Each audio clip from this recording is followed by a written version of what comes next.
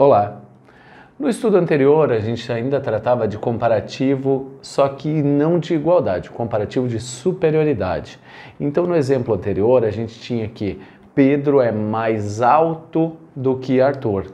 No caso, em termos agora que nós estamos tratando, dizemos que Pedro é tão alto quanto Arthur, ou seja, nós estamos tratando de comparativo de igualdade, ou seja, Pedro é tão alto quanto, os dois têm a mesma altura. Como é que vai funcionar a estrutura? Aqui não importa mais se o adjetivo é longo ou o adjetivo é curto. Se diz que Pedro é tão alto quanto Arthur ou Pedro é tão inteligente quanto Arthur, não importa. A estrutura vai ser sempre a mesma. E essa estrutura a ser usada é as. Então, as, adjetivo as.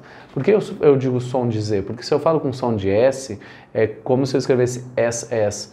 E as, em inglês, significa traseiro. E não é essa a nossa ideia.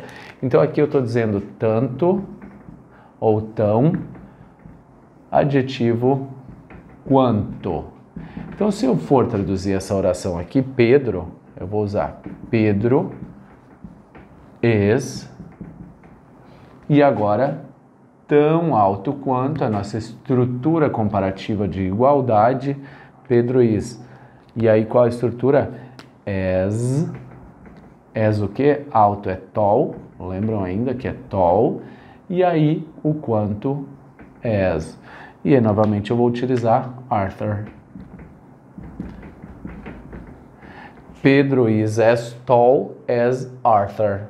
Se eu quisesse utilizar a outra ideia de que Pedro é mais inteligente do que Arthur, vamos escrever isso aqui. Pedro é mais, perdão, Pedro é mais, não, Pedro é tão inteligente quanto Arthur. Tão inteligente quanto. Então a estrutura comparativa é essa, tão inteligente quanto, e o adjetivo está aqui. Tão inteligente quanto, intelligent. Então, como é que ficaria isso? Vai ser Pedro is, e aí eu vou dizer is o quê? As intelligent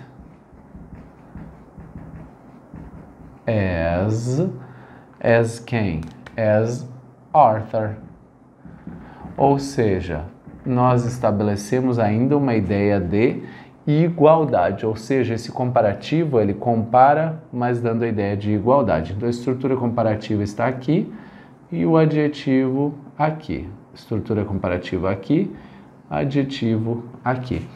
Observa, adjetivo curto, estrutura as. Adjetivo longo, a estrutura as, ou seja, só vai mudar naquela estrutura que era a estrutura de comparativo de superioridade, que era o estudo anterior.